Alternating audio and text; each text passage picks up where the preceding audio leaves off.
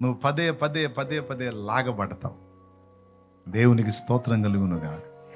అలా తండ్రికి సమీపం అవుతావు. మొదటిది. రెండవది,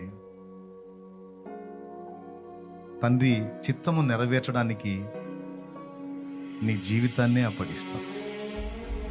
నీకు ఇతరుల మీద అతిశయపడవు. ఇతరుల మీద ఏ విషయంలోనైనా మనం అతిశయపడుతున్నామంటే మనం ఇంకా స్వయం విషయంలో చావలేదని అర్థం. స్తోత్రం. స్వయం అంటే స్వచిత్తం,